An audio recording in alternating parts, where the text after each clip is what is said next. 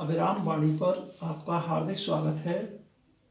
अभिराम साहित्यिकी के इस YouTube मंच से मैं उमेश महादोशी आपको सादर प्रणाम करता हूँ। आज गुरुवार है और मैं प्रस्तुत हूँ लेकर अनूठी लोक कथाएं।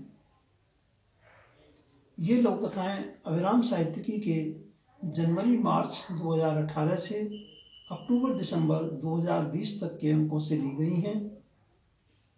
अनूठी लोक कथा में हमारा प्रयास है कि लोक कथा की अनुभूति पाठकों को विशेष रूप से प्रभावित करने वाली हो या फिर उसके कथ्य में बदलते जीवन मूल्यों की शाश्वतता को रेखांकित करने की क्षमता हो या फिर उसका कथ्य अपने समय की जड़ता को चुनौती देने में सक्षम हो। इन लोक कथाओं के चयन में हमने संपादक के साथ सामान्य पाठक की समझ और उसकी पसंद का परीक्षण भी किया है।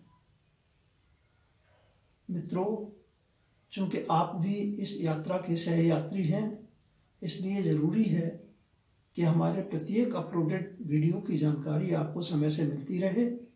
इसलिए मेरा निवेदन है कि यदि अभी तक आपने इस चैनल को सब्सक्राइब नहीं किया है तो कृपया आज अवश्य कर लें, ताकि हमारे प्रत्येक अपलोडेड वीडियो की जानकारी आप तक समय पर पहुंचती रहे।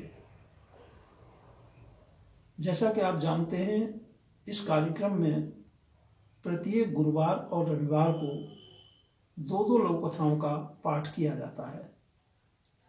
पहली लोक कथा का पाठ उमेश महादोशी यानी मेरे द्वारा किया जाता है और दूसरी लोक कथा का पाठ क्रमशः गुरुवार को डॉक्टर संध्या तिवारी जी के द्वारा और रविवार को ज्योत्सना कपिल जी के द्वारा किया जाता है। तो आज की प्रस्तुति में मैं प्रस्तुत कर रहा हूँ पहली लोक कथा। ये लोक कथा वरिष्ठ लोक कथाकार सुश्री विभा रश्मि जी की है, जिसका शीर्षक है भरोसा। विभा जी की ये लोक कथा अभिराम साहित्यिकी के अप्रैल-जून 2020 अंक से ली गई है। तो प्रस्तुत है लोक कथा भरोसा। हाईवे पे बने ताया के ढाबे के पीछे कबाड़ में जिंदू का छोटा पुत्र 3 दिनों से नशे में बेसुध पड़ा था। उसने गांव वापस जाने से साफ इनकार कर दिया था। बड़ा पुत्र कनाडा जा बसा था, पैसे भी भेजता रहता था। जब से छोटा झूठ बोलने और पैसे चुराने लगा था, पापा जी की नाराजगी और सख्ती उस पर बढ़ गई थी। फेल होने के कारण आखिर स्कूल से निकाल दिया गया था। घर में पापा जी की मार और सख्ती से डर वो घर से भाग ताई के ढाबे में आ टिका था।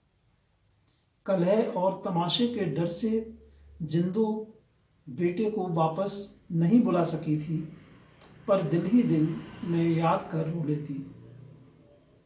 आवारा निखट्टू लड़कों ने दोस्ती के बहाने मुंडे का हाथ थामा और नशे का आदी बना दिया। अब उनकी कुसंगति में नशे की सुइयां चुभोकर जिंदू का पुत्र अपनी बाजू छलनी करके जहां तहां पड़ा रहता। ढाबे में दिन भर ग्राहकों की चहल पहल और आवाजाही लगी रहती। बाहर मंजियों पर ग्राहक लेटे बैठे रहते। ताई बड़ी जिगरा वाली थी। ढाबे के इर्द गिर्द मंडराते नशेड़ियों को वो बेंत मार मार कर खदेड़ती। कबाड़ में छिपाकर रखी नशीली पुड़ियों को वो कचरे में फेंक आती। रोटी खा ले, ताई रोटी दाल के लिए उसे झिझोड़कर नशे की नींद से उठाती। अनुभवी ताई जान गई थी कि मुंडे नूं भरोसे ते प्यार दी लोड़ हैगी। ढाबे के कबाड़ में पड़े टीवी को जिंदू के निकम्मे बेटे ने ठीक करके चला दिया। ताया को तो यकीन ही न हुआ, पर ताई ने उसके सिर पे भरोसे से हाथ फेरा।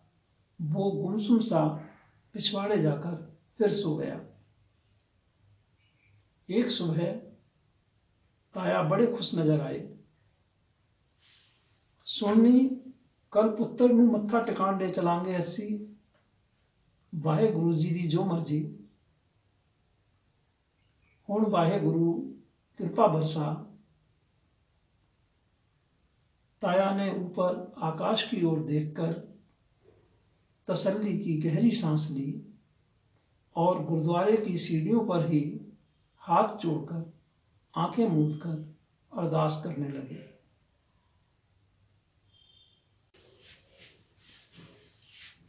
तो यह थी विभा रश्मि जी की अनूठी लोक कथा भरोसा।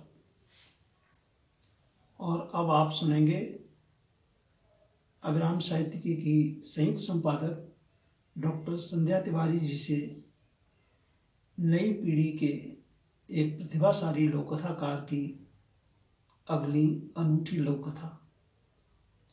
डॉक्टर संध्या तिवारी जी। नमस्कार। धन्यवाद महादोशी जी। आज मैं प्रस्तुत करने जा रही हूँ चर्चित लघु कथाकार निरुपमा अग्रवाल की अनूठी लघु कथा नई दुनिया। निरुपमा जी की ये लघु कथा अभिराम साहित्यिकी के अक्टूबर-दिसंबर 2019 के अंक में शामिल की गई थी। तो प्रस्तुत है लघु कथा नई दुनिया। प्रकृति के सत्य को कैनवास पर उसके नैसर्गिक सौंदर्य से ज्यादा खूबसूरती से उतार देना उसकी कोमल कलात्मक विशेषता थी। यह बात अलग है कि आज के समय में बच्चों को वह परिकथा जैसी लगती। कहीं ऊंचे पर्वतों के बर्फ के पीछे से झांकती लाल सूर्य की रोशनी, कहीं दूर तक फैले हरे भरे जंगल, नदी नाले। पर जब भी कुछ बनाता, बच्चे घेर कर तरह तरह के खोए रहस्य के बारे में जानना चाहते। कभी घोंसलों में अंडे या चूजे देखकर उसकी मजाक बनाते। चित्रकार को भरोसा था कि उसके पास सबकी जिज्ञासा का समाधान है। इस बार उसने अपने शहर से बहुत दूर समंदर के किनारे अपने मित्र के प्रथम तल के घर पर बड़ी सी जमीन छूती खिड़की के पास कैनवस लगाया। बहुत खुश था कि कोई पूछने वाला नहीं, निश्चिंत होकर काम करेगा। ब्रश तेजी से चला रहा था। समंदर, झुंड के झुंड नारियल के पेड़, पाल वाली नाव, दूर तक फैली भीगी पनीली रेत। समंदर पर कैनवास की परछाई देख प्रश्नकर्ता के रूप में समंदर की उग्र लहर आई और पूरे का पूरा कैनवास खराब कर दिया। ढिठाई से बोली, पागल, कल्पना से बाहर आकर देख, क्या कुछ बचा है तेरे चित्र सा? निगल गई है इमारतें सब कुछ। घुट रही हूं, टूट रही हूं मैं भी तेरी तरह, बस तू समझना नहीं चाहता। समंदर भी जब खुद में झांकता है बस जहर ही जहर पाता है। कुछ भी नहीं है पहले जैसा। चित्रकार ने बिस्तर से उसे देखा, लहर पर झुंझलाहट निकाली, फिर बाहर देखा। सच कह रही थी लहर। उसने सब कुछ दादी नानी की आंखों से देखा। अतीत की सोच से बाहर आने में उसे कुछ समय लगा। कैनवास के रंग ही नहीं उड़े, कैनवास भी फट गया था। लहर अपनी ही रौ में बोलती जा रही थी, कोई नहीं समझेगा तुझे, मत बना कोई चित्र, बचा कर रख अपनी सच्चाई और कोमलता। शायद प्रलय के बाद एक नई दुनिया तुमसे ही। धन्यवाद। ये थी निरुपमा अग्रवाल जी की लोक कथा नई दुनिया।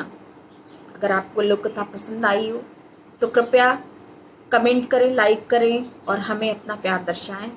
धन्यवाद।